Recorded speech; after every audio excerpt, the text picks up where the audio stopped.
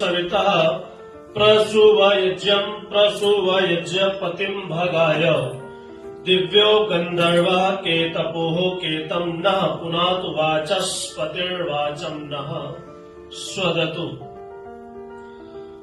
ये हम प्रतिदिन मंत्र का पाठ करते हैं, लेकिन हमने कभी शायद इस मंत्र पर चिंतन किया हो कि यह मंत्र हमें क्या उपदेश करना चाहता है। यह यजुर्वेद का मंत्र है और बहुत ही पवित्र मंत्र है। अच्छा, मैं तो ये कहूंगा पहले कि हम यहाँ पर जो जल प्रसेचन की विधि करते हैं, पहले तो उसमें सुधार हो। देखो, मेरा कार्य है बताना और मैं तो बताऊंगा, क्योंकि यज्ञ एक ऐसी विधि है जिसमें हम ईश्वर का ध्यान करते हैं, ईश्वर के मार्ग पर हम प्रशस्त होते हैं और यह ऋषि मुनियों ने हमें दिया है। अगर हम गलत करेंगे तो पाप लगेगा, सही करेंगे तो पुण्य भी प्रदान होगा। जैसे आप लोग योग करते हैं तो योग को सही से करेंगे तो आपको लाभ मिलेगा, और वही योग थोड़ा सा भी गलत हो गए तो हानि भी पहुंचा देता है। तो वैसे ही हर प्रकार का जीवन में है कि सकारात्मक चीजें अगर हमारे जीवन में होती है तो हमारा जीवन भी सुंदर और पवित्र होता है, और जब नकारात्मक विचार आने लगते हैं तो हमारा जो जीवन है उसमें गलत कार्य भी होना प्रारंभ हो जाते हैं। तो जो यज्ञ की विधि है, हमने देखा यहाँ पर क्या गलती हुई कि पहला मंत्र पढ़ते हैं ओम अदितेन मन्यस्व, उसी मंत्र में दोनों तरफ जल प्रसिंचन हो जाता है, इधर भी हो जाता है और उधर भी हो जाता है। इसीलिए मैं बार बार निर्देश करता हूँ कि एक मंत्र से सर्वप्रथम पूर्व दिशा में, दूसरे मंत्र में, द्वितीय बार में पश्चिम दिशा में, तीसरे मंत्र में तत्पश्चात उत्तर दिशा में, ऐसे एक एक मंत्र से एक एक तरफ हमें जल का प्रसिंचन करना चाहिए। अगर मैंने न बताऊं आपको तो मुझे पाप लगेगा, अगर मेरे बताने के पश्चात अगर आप न करें तो फिर वो आपका कर्तव्य है। ये तो मैंने बता दिया, मैं तो निवृत्त हो जाऊं अपने कर्मों से। ये तो ना होगी आपने बताया नहीं, आचार्य जी ने बताया ही नहीं, मैं तो विधि बताऊंगा। तो सर्वप्रथम पूर्व दिशा में, पश्चात पश्चिम दिशा में, तत्पश्चात उत्तर दिशा में, और इस तरह से जल प्रसिंचन एक एक मंत्र से करना चाहिए। जब विधान है, अब आप लोगों के पास तो इधर भी लोटा रखा है, उधर भी लोटा रखा है, तो एक ही मंत्र से दोनों तरफ कर दिया। अब इधर भी लोटा रख दिया जाए तो एक ही मंत्र से तीनों तरफ, तो फिर मतलब कोई मतलब ही नहीं रहेगा तीन मंत्रों का। तो ये है इस तरह से इसकी विधि। उसके पश्चात फिर ये मंत्र बोला जाता है। जब तीनों तरफ जल प्रसिंचन एक एक मंत्र से हो जाने के पश्चात मंत्र बोला जाता है देव सविता प्रसूवयज्ञं, जय मंत्र बोल दिया जाता है। उसके पश्चात फिर चारों दिशा में जल प्रसिंचन किया जाता है। और इसी मैं देखता हूँ, इसी मंत्र को पढ़ते पढ़ते चारों तरफ जल प्रसिंचन हो जाता है, और यजमान अपने शुरुआत को चम्मच को लेकर के अगले मंत्र का इंतजार करता है, तब बोले तो मैं उसी को डालू। क्या हमारे पास इतना समय नहीं है कि हम यज्ञ को भी अच्छी तरह से कर सकें? इतनी जल्दी है। ईश्वर के ध्यान में बैठे हैं, हम जो लाभ लेना चाह रहे हैं वो लाभ कैसे मिलेगा? जब हमारे विचार वहां उपस्थित होंगे, हमारा मन वहां उपस्थित होगा, और कर्म को सुकर्म बना करके करेंगे। तब अगर गलत करेंगे तो यही हमें फिर पुण्य प्रदान करने वाला नहीं होता है। तो यह मंत्र आदेश करता है कि देव देव सविता, देव अर्थात कौन? हे प्रकाशमय, अर्थात परम पिता परमात्मा सूर्य। तो सविता सब जगत के उत्पादक, सबके प्रेरक परमात्मन, इस जगत को उत्पन्न करने वाला वह ईश्वर है। कौन है? ईश्वर है। इस जगत को उत्पन्न करने वाला वह ईश्वर है, उसको चलाने वाला, प्रेरणा करने वाला भी वह ईश्वर है।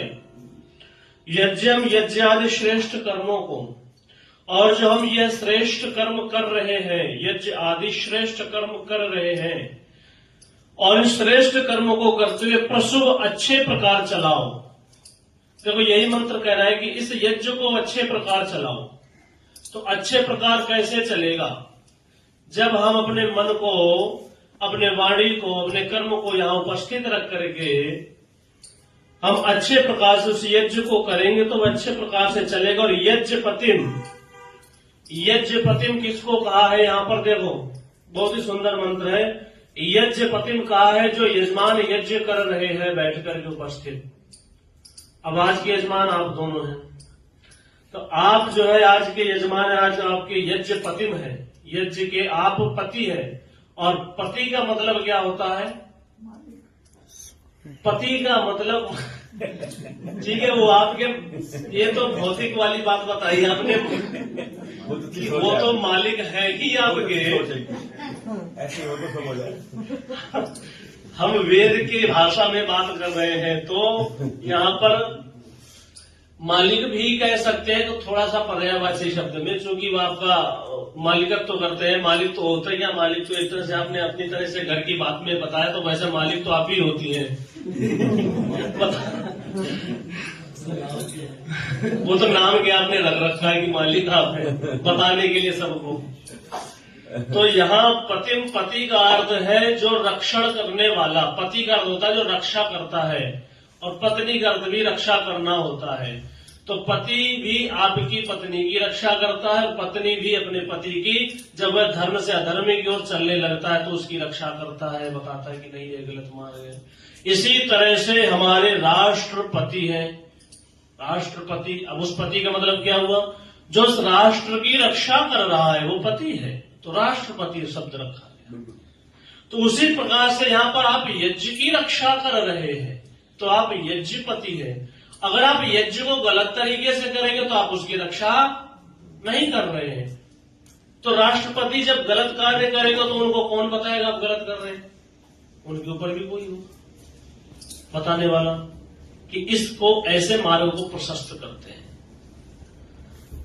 जब कोई मार्ग से भटकता है और जब उसको रक्षण का कार्य किया जाता है तो उसको बताया जाता है कि इसको इस तरह से किया जाए। अब आप यहां पर गलत करेंगे तो आपको कौन बताएगा? हम बताएंगे, ब्रह्मा बताएंगे यज्ञ की, कि इसको जो इसके विशेष जानकार हैं। जैसे पहले राजा महाराजाओं की सभा में जब राजा महाराजा होते थे तब उनके यहां पर चलता था क्या कि कोई भी कार्य करना है तो मंत्रणा होती थी, तो उसमें मंत्री जी हुआ करते थे, उनसे मंत्रणा होती थी। और गुरुकुल के पढ़े हुए बहुत धुरंधर आचार्य भी हुआ करते थे। आपने देखा होगा कि धनानंद के राज्य में एक पद होता था राक्षस, जिसमें अमात्य राक्षस, आपने नाम सुना होगा। बहुत बड़ा विद्वान पुरुष था वो, गुरुकुल का पढ़ा हुआ बहुत बड़ा विद्वान था, लेकिन धनानंद अधर्म के कार्य पर चलता रहा, उसने कभी आचार्य की सुनी नहीं। तो फिर क्या हुआ, उसी गुरुकुल से पढ़े हुए, तक्षशिला गुरुकुल से पढ़े हुए आचार्य चाणक्य ने फिर जब देखा कि यहाँ पर इस राज्य में गलत कार्य हो रहा है, यहाँ पर विद्या का तो हनन हो रहा है, तो उन्होंने संकल्प लिया कि धनानंद, जब तक मैं तेरे राज्य का नाश नहीं कर दूंगा तब तक मैं अपनी शिखा को नहीं बांधूंगा। क्योंकि वहां पर विद्या कारण, चूंकि विद्या से ही सारी चीजें चलती हैं, बढ़ती हैं, तो वहां पर आचार्य रखे जाते थे, बड़े बड़े ऋषि महर्षि रखे जाते थे। तो उनसे मंत्रणा होती थी कि ऋषि आप बताइए कि हम जो भी कर्म करने जा रहे हैं इस राज्य में, यह शास्त्रों के विरुद्ध तो नहीं है? तो ऋषि बताते थे नहीं, शास्त्र हमारा यह उपदेश करता है और शास्त्र उपदेश नहीं करता है, तो आप इस तरह से कर सकते हैं।